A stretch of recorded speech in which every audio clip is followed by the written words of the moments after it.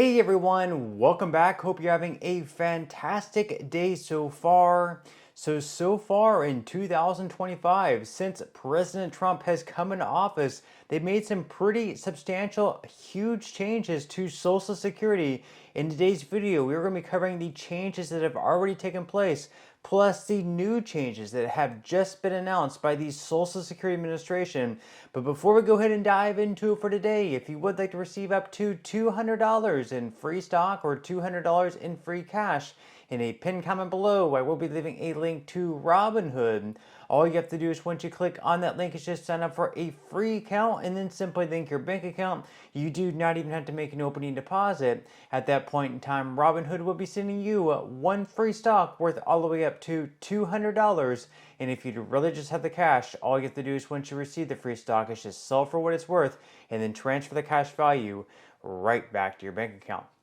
Okay, so once again, in 2025, since Trump has come in office, we have seen some huge changes come to Social Security. Once again, in today's video, we are going to be covering the changes that have already been made, have already been implemented, plus the changes that have just recently been announced and that will come into play in just a few days. So we're going to go ahead and dive into it for today. This is from the Motley Fool. They say these are the 6 Social Security changes President Trump has made so far in 2025. So diving right into it, the first one is facilitating the Social Security Fairness Act's benefit increase for 3.2 million seniors. So former President Biden signed the Social Security Fairness Act in his final days in office. This law eliminated 2 provisions, one that reduced benefits for retirees receiving pensions from employers that did not withhold Social Security taxes, and the other for their family members.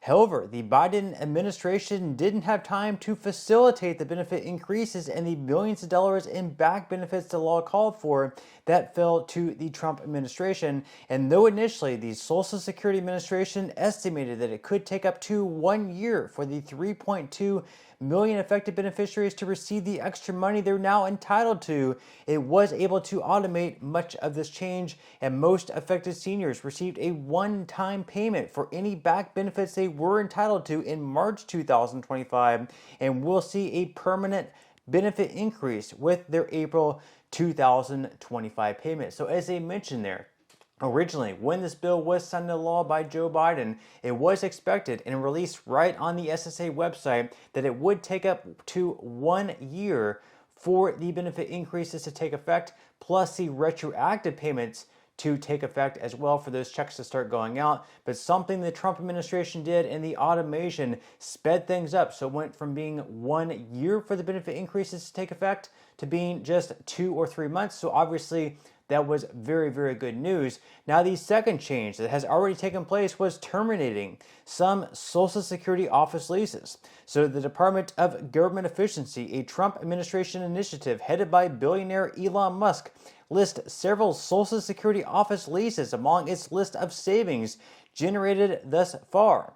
However, a recent SSA blog post clarified that the government hasn't permanently closed any local field offices. So we have some information that kind of goes both ways there. We have the Trump administration and DOJ saying they're closing field offices.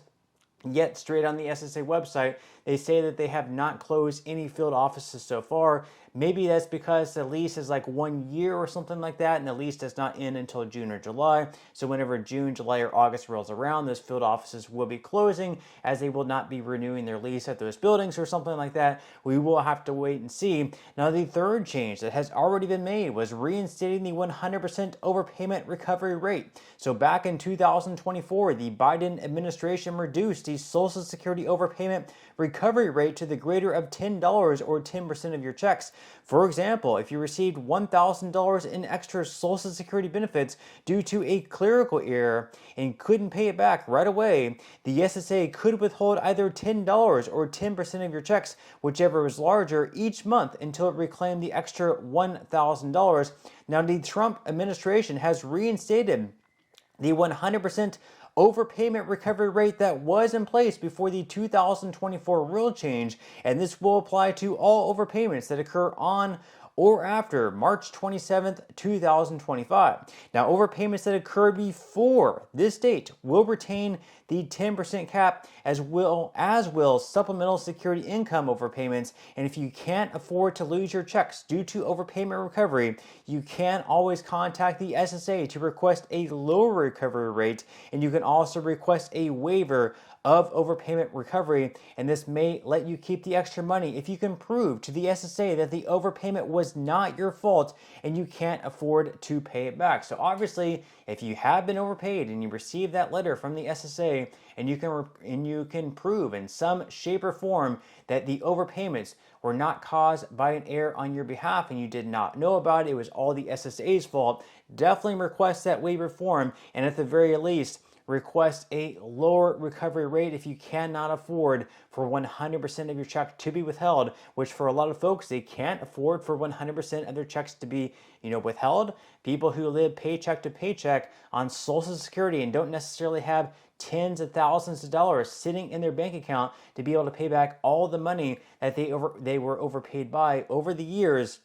It's going to be a very difficult situation for them. People are not going to be able to pay for their rent. They're not going to be able to pay for their groceries, their utilities, and other bills. And I think at the end of the day, probably within the next few months, the Trump administration is going to see the error that it's making here, and that people are, suffering a lot of financial heartache, and it's going to be very difficult for people to get by. I think they're eventually going to roll this right back down to 10% where it previously was. But with that said, leave your thoughts and comments below on that. Now, one of the changes that they were intending to make, but they actually rolled back as well, was one involving fraud. So I guess a lot of people were calling into the SSA and switching bank accounts in a fraudulent manner. So if they knew someone's Social Security number, they could switch the bank account of where their Social Security check was supposed to go over to their bank account, and then they could transfer the money out, and all this fraud was taking place, I guess. So they're going to make it so you could no longer call in to SSA to make a lot of changes, like if you wanted to change your direct deposit method, or if you even wanted to apply for benefits. Now you had to do this entirely online or in a field office. Well, because of all the backlash that had taken place with that, they decided to roll back that policy as well. So according to NPR, the Trump administration is further backing off the in-person requirements it announced for Americans seeking services at the Social Security Administration that were set to go into effect on Monday. So President Trump has repeatedly promised to protect Social Security and uproot waste, fraud, and abuse across the federal government, and the Social Security anti-fraud team has worked around the clock in person to improve technological capabilities, and they are now able to identify fraud on claims filed over the telephone. So something they did, or I guess maybe they just listened to the American people and their distaste for no longer being able to call into the SSA to make certain changes. They decided to roll that policy back, so you will still be able to call into SSA to make most changes with your Social Security account. Now, another change recently announced is they're going to now be using X to communicate moving forward, at least according to The Hill.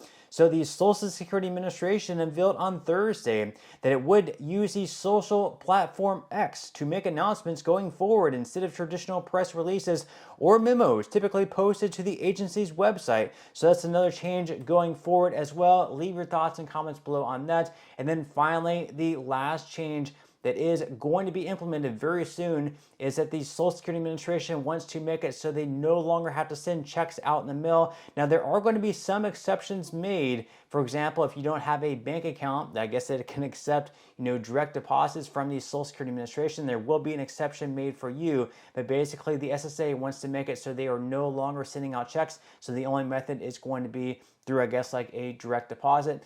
Again, leave your thoughts and comments below on that. And then another one of the big changes that the Trump administration wants to make before the end of this year is to eliminate taxation at the federal level on Social Security benefits. Again, with that policy, leave your thoughts and comments below. Would you be in support to remove the taxation of Social Security benefits, at least at the federal level?